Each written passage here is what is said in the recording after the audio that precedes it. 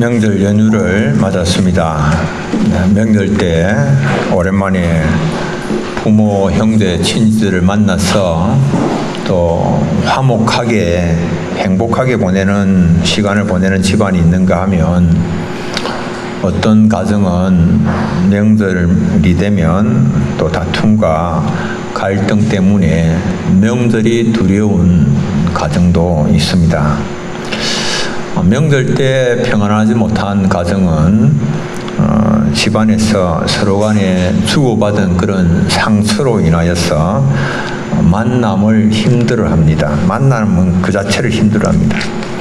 상처로 인한 썸뿌리를 마음에 품고 지내면서 아주 고통스럽게 지냅니다. 그러나 상처로 인하여서 이렇게 고통스러워하는 그 사람도 또 다른 누군가에게는 상처를 입히기도 했습니다. 우리는 일방적으로 상처를 받기만 하고 주지 않고 지내는 사람은 아무도 없습니다. 그것은 우리가 다 죄인이기 때문에 그렇습니다. 모두가 다 상처를 주고 받으면서 지나게 됩니다. 우리에게 상처를 주었던 사람들은 대부분 우리와 가까운 사람들입니다. 나와 별 관계가 없는 사람이 나에게 상처를 줄 수는 없습니다. 그러나 이제 우리 상처를 받고 세월이 많이 흘렀음에도 불구하고 용서를 하지 못하고 썸뿌리를 안고 살아가는 사람들은 그 가까운 사람을 자연히 잃어버리고 살게 되는 거죠. 썸뿌리 때문에, 마음의 상처 때문에 보지 아니하고 만나지 아니하고 그 가까운 사람을 잃고 살아가는 그 삶이 그렇게 행복하겠는가? 여러분들 그 삶이 행복하겠습니까? 우리가 용서하지 못하고 가까운 사람을 잃어버리고 지낸다면 행복하지 못하겠죠. 우리가 하루에 몇 번이나 죄를 지으면서 살까? 하루에 여러분들 헤아릴 수 없이 죄를 짓겠지요. 그냥 하나님의 법에 미치지 못하는 것이 죄니까 얼마나 많은 죄를 지으며 살겠습니까? 한평생 우리가 하루에 적게 잡아서 한 3번 내지 5번 죄를 짓는다라고 할 것 같으면 한평생 살면서 10만 번 정도 죄를 짓고 살게 됩니다. 이 말은 다른 의미에서 죄를 지으면서 다른 사람의 마음을 아프게 하는 것이거든요. 그래서 자신도 모르는 사이에 무수히 많은 사람들의 마음을 아프게 하고 상처를 주면서 산다라고 하는 그런 말입니다. 이 용서가 얼마나 우리의 삶에서 중요한가라고 하는 것을 알 수가 있죠. 무수히 많은 사람들의 마음에 이 상처를 서로 주고받으면서 사니까 이 용서가 없이는 이 삶이 무너질 수밖에 없는 거예요. 삶이 파산될 수밖에 없는 겁니다. 만약에 10만 번 정도의 범죄 기록을 가진 상습범이 형사법정에 서게 된다면 그가 무죄 판결을 받을 가능성이 있겠습니까? 절대 불가능하죠. 그런데 그럼에도 불구하고 우리가 여전히 하나님의 법정에 서게 될 사람들인데 구원의 확신을 갖는다라고 하는 것, 이건 하나님의 말로 다 할 수 없는 큰 은혜 가운데 살아가고 있다라고 하는 말입니다. 성부 하나님은 우리의 죄를 사하시기 위해서 성자 예수님을 이 땅에 보내주셨습니다.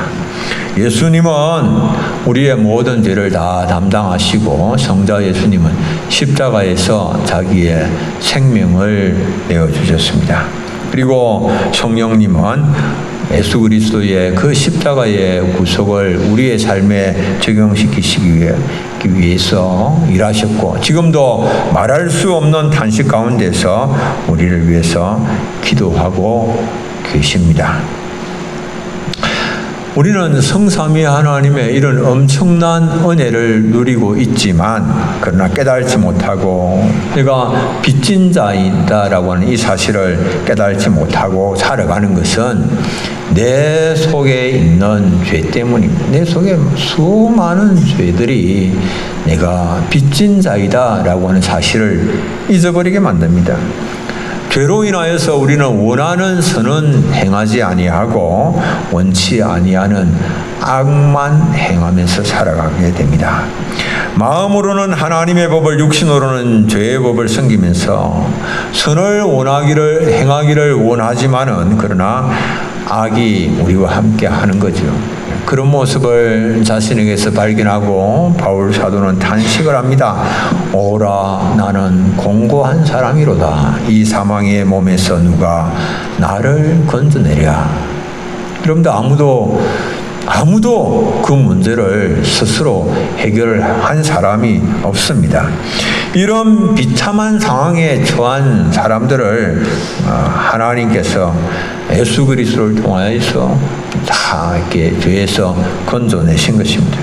예수 그리스도를 통해서 성취된 구속을 하나님 우리에게 은혜로 주셔서 누리게 하십니다. 하나님의 은혜를 누리게 된 이 하나님의 자녀들은 이제 그 자녀의 신분에 합당한 삶을 살아야 됩니다. 육신에 거하고 있지만은 육신의 법이 아닌 성령의 법을 따라서 살기를 힘을 써야 됩니다. 이제는 하나님의 은혜로 인하여서 하나님의 자녀가 되었다고 해서 죄를 짓지 않고 사는 것은 아닙니다. 모든 사람, 죄를 짓지 않는 사람이 없습니다.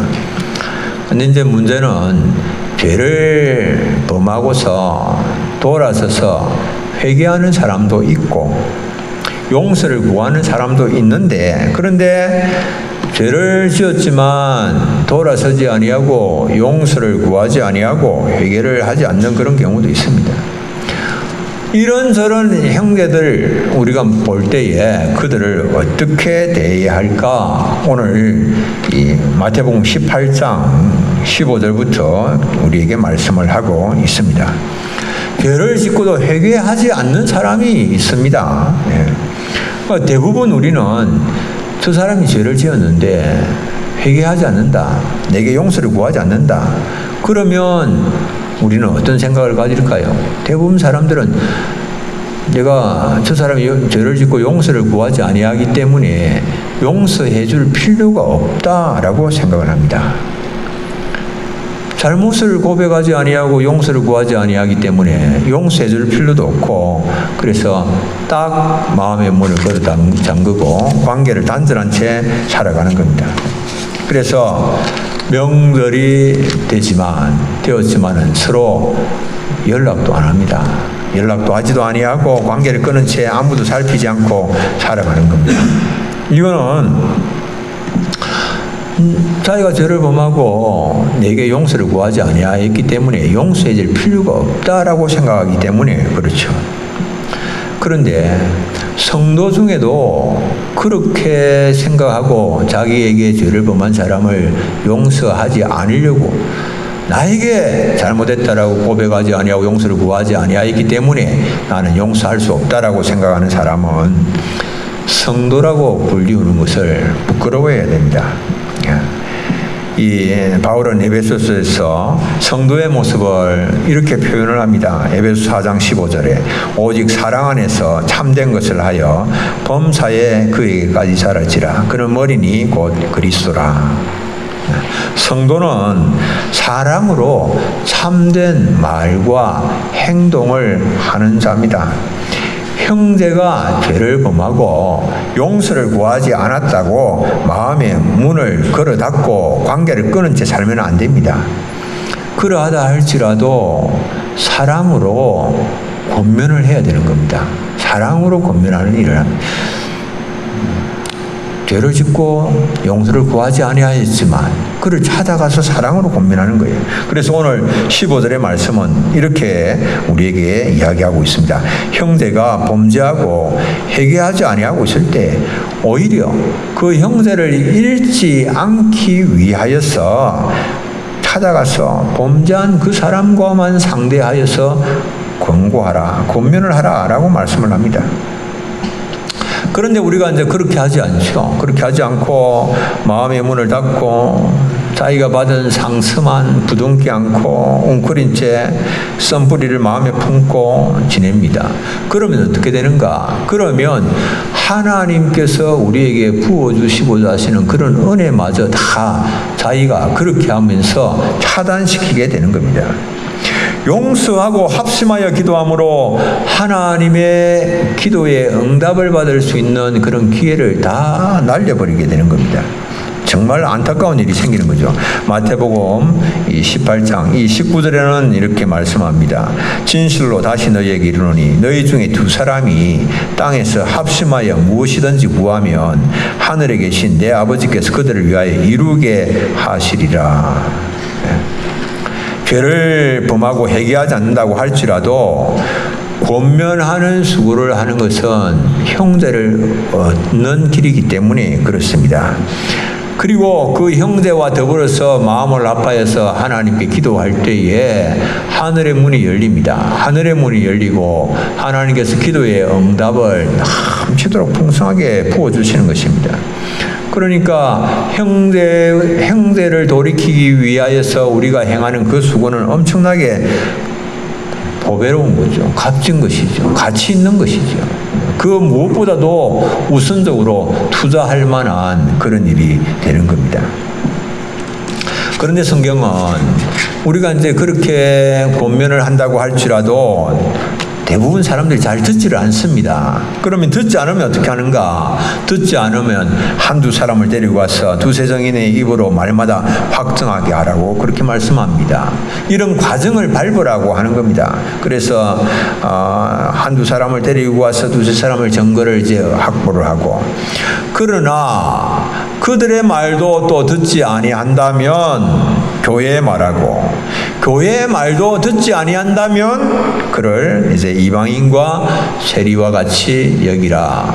성경 그렇게 말씀을 하고 있습니다.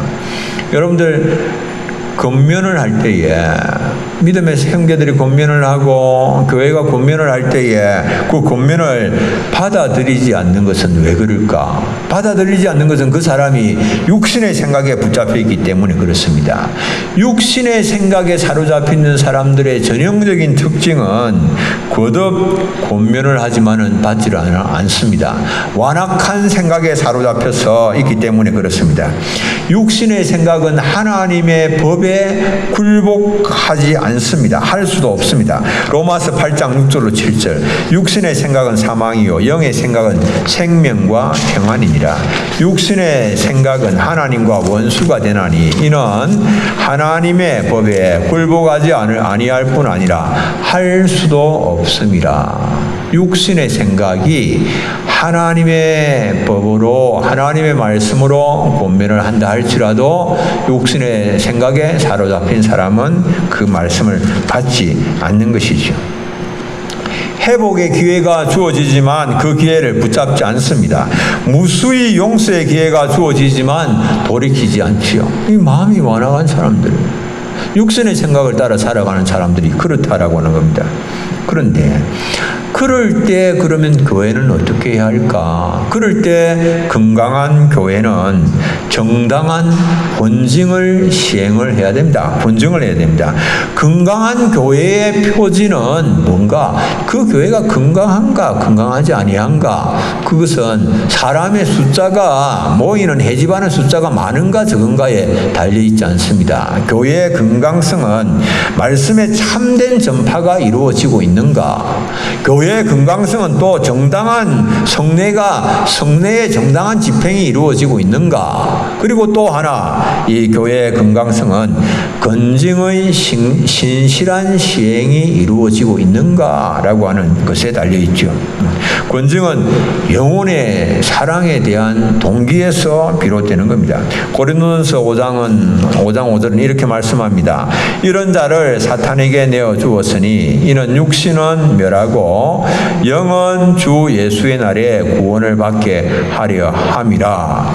이런 자는 음행한 자들을 말합니다. 음행한 자들을 사탄에게 내어주었다라고 하는 이 말은 교회에서 출교를 했다라고 하는 말입니다. 그래서 이렇게 하는 이유가, 아주 엄하게 벌을 주는 이유가 이 교회 순교를 지키기 원하는 그런 마음도 있지만, 또 하나의 목적은 이 음행한 사람을 출교라고 하는 아주 강력한, 아주 이렇게 심한 그런 이게 벌을 통해서 그를 회개로 이끌 수 있는 그런 기회를 그에게 제공하고자 하는 거죠. 회개로 이끌기 위해서 하나님의 사랑을 다시 회복할 수 있는 그런 기회를 주기 위해서, 깨달도록 하기 위해서 그렇게 엄한 벌을 하는 겁니다. 그래서 우리가 이제 육신의 생각을 따라서 행하는 그런 사람들이 있습니다. 그런 잃어버린 한 영혼, 육신의 생각에 따라서 다른 사람의 죄를 범하고도 돌이키지도 아니하고 회개도 하지 아니하는 그 한 영혼을 위하여서 성경은 권면과 징계의 권징의 수고를 좀 철저히 감당해야 된다라고 이렇게 말씀하고 있습니다. 우리가 이렇게 추석 명절을 또 맞고 이러면서 그동안 좀 서로 간에 연락하지 아니하고 지내고 있는 그런 형제 자매가 있다면, 그런 친지가 있다면, 주님은 우리에게 말씀하십니다. 그들에게 먼저 손을 내밀어야 된다. 그들이 잘못하고도 용서를 구하지 아니하였다고 해서 그들을 그냥 외면하거나 무시하는 것은 성도로서 지내야 될 모습이 아니다, 이렇게 말씀을 하십니다. 두 번째, 우리가 회개하고 또 자기 자신이 잘못했는데 회개하고 돌이키는 경우가 있습니다. 그럴 때는 어떻게 해야 할 것인가? 베드로가 예수님께 묻습니다. 이제 예수님께서 회개하지 않을 경우에 한 3번 정도 이렇게 권면할 것을 예수님 말씀하시지 않으셨습니까? 그러니까 베드로가 그러면 회개할 때는 자신이 최고로 잡아서 7번 정도 용서하면 되겠습니까? 예수님께 묻는 거예요. 주여, 형제가 내게 죄를 범하면 몇 번이나 용서해 주리이까? 7번까지 하오리이까? 7번. 예수님께 묻습니다. 이 정말 이제 베드로가 사람이 용서할 수 있는 그런 최대치를 제시를 한 것 같습니다. 우리가 보통 일반적으로 다른 사람의 잘못에 대하여서 한두 번도 용서하기 힘든 것이 현실 아닙니까? 우리가 한두 번도 잘 용서하지 않습니다. 그냥 잘못하면 그냥 딱 마음 닫아버리고 돌아서 버리고 다시는 그냥 말을 하려고 하지 않는 그런 거 봅니다. 그런데 베드로가 엄청난 그런 예수님 앞에 수제자답게 대단히 정말 관용적인 그런 모습을 보이고 있습니다. 그런데 예수님은 7번뿐 아니라 7번을 70번까지라도 하라, 이렇게 말씀하십니다. 이게 무엇을 말씀하시겠습니까? 예수님께서 회개하고 용서를 구할 때는 결코 거부하면 안 된다라고 그렇게 말씀하는 거예요. 회개하고, 자기가 잘못했는데 내가 잘못했습니다. 회개하고, 그리고 용서를 구한다면 그 용서하는 것을 절대로 거부해서는 안 된다, 예수님 말씀하신 거죠. 예수님께서 이제 그 다음에 이제 이 비유를 말씀하시는데, 이 비유에서 엎드려서 참아달라고 빚진 종이 그렇게 이제 구하는 이걸 지금 이제 회개로 이제 보고 있는데요. 그 회개를 하는데요. 예수님은 뭐라고 말씀하시는가 하면, 형제가 죄를 범하고 하루에 7번이라도 회개하면 그에게 용서를 하라, 이렇게 말씀하십니다. 누가복음 17장 3절 4절 우리 함께 한번 읽어보겠습니다. 너희는 스스로 조심하라. 만일 내 형제가 죄를 범하거든 경고하고 회개하거든 용서하라. 만일 하루에 7번이라도 내게 죄를 짓고 7번 내게 돌아와 내가 회개하노라 하거든 너는 용서하라 하시더라. 아멘. 회개하면 하루에 7번이라도, 이게 이제 7번은 만수입니다. 만수. 얼마, 정말 제한하지 말고 다 회개하거들랑 용서를 해주라. 얼마든지 용서해주라. 이렇게 말씀합니다. 여러분들, 형제를 잃는 것, 이거 정말, 여러분들 재산을 잃는 것 심각하게 생각하죠. 그런데 형제를 잃는 것은 재산을 잃는 것보다도 훨씬 더 큰 손실입니다. 형제를 얻는 것은 재산을 얻는 것보다도 훨씬 더 이익입니다. 용서해주고 형제를 얻는 것, 이게 얼마나 여러분들을 복되게 하는 건지 모릅니다. 여러분들의 삶을 풍요롭게 하는 일입니다. 용서하지 않으면요, 사람이 없습니다. 용서하지 않으면 너무너무 외롭습니다. 홀로 지내게 됩니다. 아무도 그를 위하여서 기도하는 사람도 없고, 그를 마음에 품는 사람도 없고, 손 내미는 사람도 없고, 여러분 어떻게 하시겠습니까? 그렇게. 주님은 잘못하고 회개하면 얼마든지 용서하라. 왜? 용서는 형제를 얻는 길이다. 사람을 얻는 길이다. 그는 하늘에서 하나님께 한없는 기쁨이 되는 길이다. 이렇게 말씀을 하시는 거예요. 우리가 용서받고 생명을 얻는 것은 주님의 자비하심을 힘입어서입니다. 우리가 가진 모든 것은 주께로부터 오지 아니한 것 아무것도 없습니다. 내게 있는 모든 것, 내가 가진 모든 것은 주님께 빚지고 있는 것입니다. 나의 나된 모든 것 또한 주님의 은혜입니다. 내게 있는 모든 것, 나의 나된 모든 것이 주님의 빚지고 있지 아니한 것이 아무것도 없습니다. 우리는 육신에는 빚을 지고 있지 아니하지만 하나님께는 빚진 자들입니다. 우리가 어디에 빚진 자들인가? 하나님께 빚진 자들입니다. 그런데 우리가 다 갚을 수 없는 엄청난 빚을 지고 있습니다. 하나님께.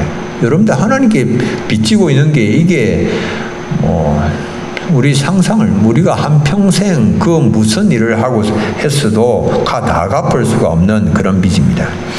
그 빚을 해결할 수 있는 유일한 한 길은 주인의 자비에 호소하는 길이고, 그래서 그 자비로 인하여서 탕감을 받는 것 외에는 그 빚을 해결할 수 있는 길이 없는 겁니다. 그래서 주인에게 빚진 종이 엎드려서 절하면서 자비를 구할 때에 주인이 그 종을 불쌍히 여겨서 놓아 보내주고 빚을 탕감을 해 주었습니다. 갚을 수 없는 엄청난 액수의 빚 탕감을 받았습니다. 그런데 그 용서를 받은 자, 탕감을 받은 자에게 주님이 원하시는 것은 그가 자신이 용서받은 대로 용서하라고 하는 겁니다. 용서받은 대로 용서하라. 마태복음 6장 12절은 예수님께서 우리에게 가르쳐주신 기도의 내용인데요. 우리가 우리에게 죄 지은 자를 사하여 준 것 같이 우리 죄를 사하여 주시옵고, 우리 죄를 하나님 앞에, 하나님 내가 지은 죄를 사하여 주옵소서, 용서하여 주옵소서라고 기도하면서 예수님께서 그 기도를 어떻게 하라고 말씀을 하시는가 하면 예수님이 이렇게 말씀하시는 거예요.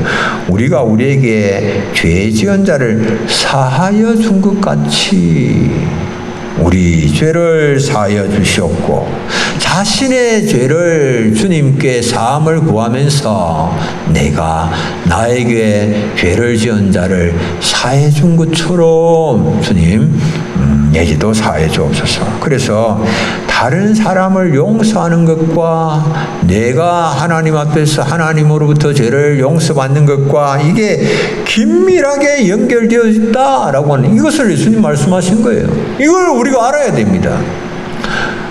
참 아이러니하죠. 나는 끊임없이 하나님 앞에 죄를 짓고 용서를 구하고 용서를 또 받고 하면서 나는 다른 사람 용서 못하겠다, 못한다. 그가 나에게 용서를 구하지 아니하니까 용서할 수 없고 가진 변명을 하고 핑계를 대면서 용서할 수가 없다라고 말을 하는데요.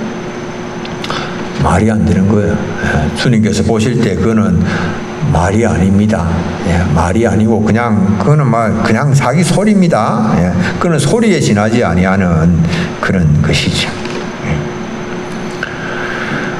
그래서 우리는 주님의 자비를 구하기 위해서는 우리에게 죄 지은 자를 용서해 주어야 됩니다. 이것이 주님께서 하신 약속이기도 합니다. 마태복음 6장 14절로 15절 너희가 사람의 잘못을 용서하면 너희 하늘 아버지께서도 너희 잘못을 용서하시려니와 너희가 사람의 잘못을 용서하지 아니하면 너희 아버지께서도 너희 잘못을 용서하지 아니하시리라. 여러분들 이게 주님의 말씀이에요. 어떻게 하시겠습니까? 사람의 잘못을 용서할 수 없다라고 우리가 고집을 부리는데 그러면 너희 아버지께서도 너희 잘못을 용서하지 않으신다. 예수님 말씀을 하십니다. 내가 다른 사람의 잘못을 용서하지 않으려고 하는 이것은 또한 내가 육신대로 살려고 하는 겁니다. 육신대로. 하나님의 은혜를 입은 자는 육신대로 살 것이 아닙니다. 영으로서 몸의 행실을 육신대로 살려고 하는 그것을 죽여야만 하는 겁니다. 육신의 생각은 완악하여져서 회개도 잘 안 되고 용서도 잘 안 됩니다. 그런데 그 육신의 생각을 따라가면 마침내는 죽음이 우리를 기다리고 있습니다. 생명의 길은 성령의 생각을 따라서 행하는 것입니다. 로마서 8장 13절 너희가 육신대로 살면 반드시 죽을 것이로되 영으로서 몸의 행실을 죽이면 살리라. 성령을 따라서 육신의 생각을 죽이고 영의 생각을 따라서 용서하면 산다라고 하는 용서하면 용서해야 살지 용서하지 아니하면 살 수가 없는 겁니다. 이 한 장의 사전이 베트남 전쟁을 멈추게 하는 데 큰 역할을 했습니다. 저 사진인데요. 앞에 나와 있습니다. 이 AP통신 사진기자 니구트가 찍은 사진입니다. 풀리처상을 수상하기도 했습니다. 당시 9살이던 저 소녀가 벌거벗은 채 절규하면서 도로를 뛰는 사진입니다. 이 사진에는 사연이 담겨 있습니다. 2차 베트남 전쟁이 한참 있던 1972년에 존 펄루무라고 하는 미국 이렇게 이 비행기 조종사가 공습을 나갔습니다. 드랑박 마을에서 공습 작전 지시를 받고 폭격을 했는데요. 당시 이제 민간인들이 다 피했다라고 하는 그것을 소식을 듣고 확인을 하고 네이팜탄을 투하를 했습니다. 네이팜탄은 이 고온의 하염을 내는 그런 폭탄, 그 주변을 확 다 불태운 그런 거죠. 그런데 이제 당시에 그 마을에 아이들이 몇 명 피신을 하지 못하고 있었는데 탑 안에 숨어 있다가 폭탄이 떨어진다라고 하는 소리를 듣고 탑에서 나와서 뛰기 시작했는데 불이 옷에 붙어서 그래서 저 소녀가 불 붙은 옷을 벗어 던지고 맨몸으로 뛰었습니다. 니구트가 이 모습을 사진으로 담았습니다. 당시 이 비행기 조종사였던 존은 이 자기들 미군 신문에 실린 이 사진을 보고 엄청난 죄책감에 사로잡혔습니다. 제대 후에도 이 사진을 볼 때마다 죄책감으로 고통에 시달렸고, 그리고 두 번의 결혼 생활마저도 실패를 하고, 그리고 자신이 이제 엄청난 피해를 입힌 그 소녀에게 사죄를 하기 위해서 베트남으로 찾아가 봤지만은 생사조차 확인을 할 길이 없었습니다. 공습 후에 24년의 시간이 흘렀습니다. 1996년 워싱턴에서 월남전 참전 기념비 제막식이 있었습니다. 근데 이 당시에 저 소녀, 공습 당시 알몸으로 뛰던 소녀가 이제 34살이 되어서 제막식에 연사로 초청을 받았습니다. 그 여인 이름이 킴푹입니다. 킴푹. 연설을 하면서 연설 내용에 이런 것을 담았습니다. 당시 마을에 폭탄을 투하한 그 비행기 조종사를 만나면 그가 자신이 용서를 하겠다라고 말을 했습니다.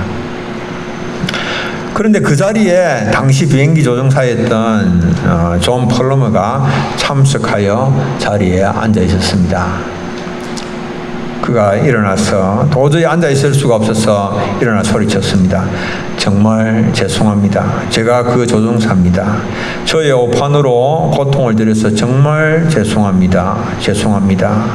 그 일로 인해 전 그동안 고통스러운 마음으로 살아왔습니다. 용서해 주세요. 용서해 주세요. 그 말을 듣고 이제 킴푹이 말합니다. 용서합니다. 괜찮습니다. 저는 다 용서합니다.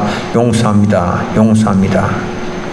순식간에 이런 일이 일어났습니다. 다 이 용서를 빌고 용서를 하고 하는 이 모습을 보면서 사람들이 눈물을 훔치면서 우레와 같은 그런 박수를 보냈습니다.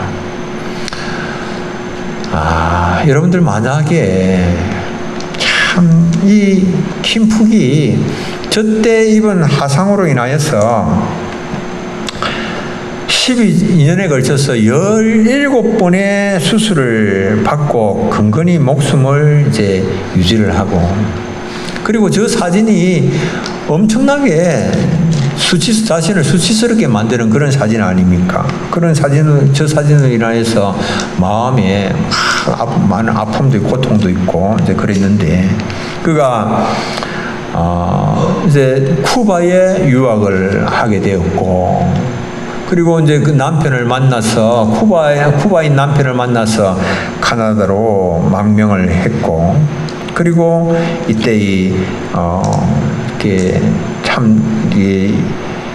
제막식에 기념비 제막식에 와서 그가 연설을 하게 된 그런 것이죠. 이 하나님의 자녀들이 서로 마음을 닫고 상처를 준 채 미워한 채 서로 그렇게 정오하면서 지내는 거, 이거 하나님께서 보실 때 얼마나 마음 아프신 그런 일이겠습니까? 그런데 이 용서하고 서로 하나 되는 이런 모습을 하나님께서 보신다면 우리가 정말 이제는 성령의 법을 따라서 다른 사람 자신에게 잘못한 사람에게 회개하는 그 사람에게 용서하고 그래서 하나가 된다면 그것은 얼마나 하나님께 기쁨이 되겠는가라고 하는 겁니다. 여러분들, 내가 먼저 좀 손을 내밀면 좋겠습니다. 누구든지 자신에게 잘못한 사람에게 손을 내미는 거예요. 저 사람이 나에게 잘못해놓고 용서도 구하지 않는데 어떻게 손을 내밀까? 내가 손을 내밀다가 그냥 저 사람이 오히려 또 더 안 좋아지면 어떻게 할까? 역반응이 일어나면 어떻게 할까? 여러분, 결과에 대해서는 염려할 것이 없습니다. 왜? 그것은 하나님의 장중에 있습니다. 하나님께서 하십니다. 우리가 말씀에 따라서 내가 용서하고 손 내밀면 하나님께서 놀라운 일들이 일어나게 하십니다.